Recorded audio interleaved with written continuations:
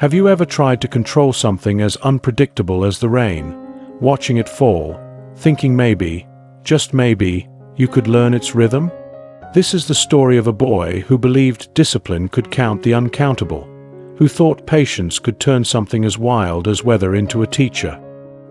His name was Kabir, a quiet child whose eyes held more curiosity than words. He did not speak much, but his mind never stopped counting. Every afternoon, while other children raced through mud and laughter, Kabir sat beside his window counting the raindrops that touched the ground. 1 drop, 2 drops, 3 drops. He would whisper softly like a chant, not to keep score but to feel time slowing down between each fall. He believed that if he could count every drop without losing focus, he could master his own mind, make it as steady as the rhythm of rain. The villagers often laughed at him. "Why count the rain?" they'd tease, "when you can't stop it or catch it?" Yet Kabir never replied. He would only smile and say to himself, "Maybe I don't need to stop it. Maybe if I listen long enough, I'll understand it." His father, a farmer with hands cracked from earth and years of waiting for seasons, would watch his son and wonder what lesson he was learning. "Discipline," his father said one evening, "is not about control, it's about presence." Kabir nodded, not fully understanding yet, but the words stuck like raindrops on glass. The next morning, Kabir sat again by the window.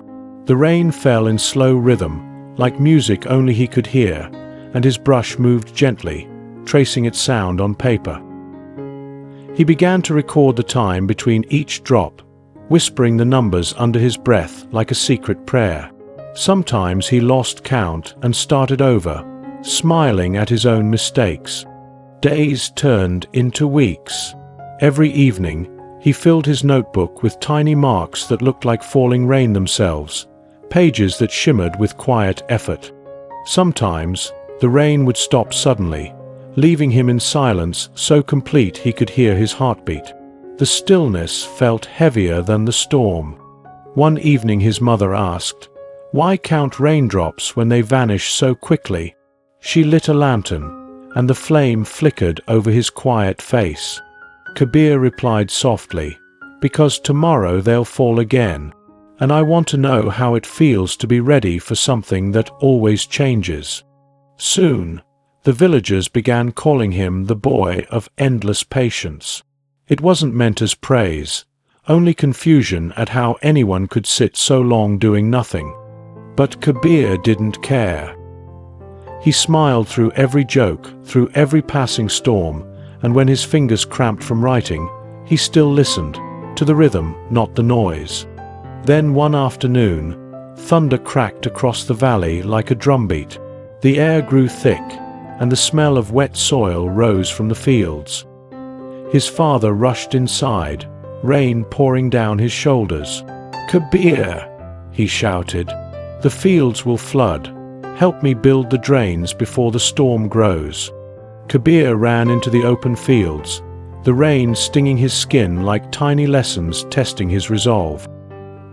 His father shouted instructions, pointing to the ditches where the water must flow, but Kabir's eyes followed the current, seeing patterns in chaos, numbers in motion. Together they worked till dusk. The mud clung to their legs, heavy as failure, yet each scoop carved a path for survival. When the storm finally eased, the valley shimmered beneath a pale moon. Kabir looked at the drained fields and whispered, "So this is what patience builds." His father smiled faintly, tired yet proud. "You counted the sky long enough to learn when to move." The words sank into Kabir's heart like seeds in wet soil.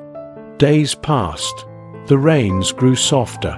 Kabir no longer counted each drop, but listened to how the rain began and ended. It was rhythm, not arithmetic, that guided him now. Villagers noticed the boy's quiet focus while repairing their own roofs and fields.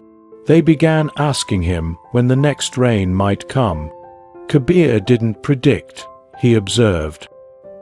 He felt the wind, watched the clouds, touched the dampness of leaves, and somehow knew what the sky wanted to say. One morning the village chief came to him. "Our crops depend on your calm," he said. "Teach us what you see."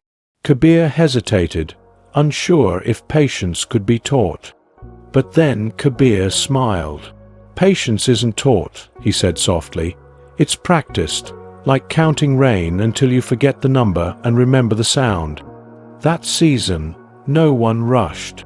Even when the clouds gathered, the farmers waited for Kabir's quiet nod before planting their seeds. Patience had become the rhythm of the village, and Kabir, once a silent boy by the window, had become its calm heart. His notebook of raindrops now looked like a sacred text, filled not with rules, but with reminders that waiting is not wasting. Sometimes at dusk, Kabir would still sit by the same window, tracing the sound of falling rain, not to count, but to remember where it all began. "When you count," he once told a child beside him, "you don't count things, you count moments you were present." The child looked puzzled, yet continued to listen. Kabir smiled, for he knew patience rarely made sense to those who hadn't yet waited. Seasons passed, and the village changed. New houses, new crops, but the same sky and the same rhythm of falling rain. Kabir grew older, his hands rough from work, but his eyes still held that patient spark, the one that could turn silence into understanding. On quiet nights, he would light a small lantern and whisper to himself, "I can't control the rain, but I can listen to it forever."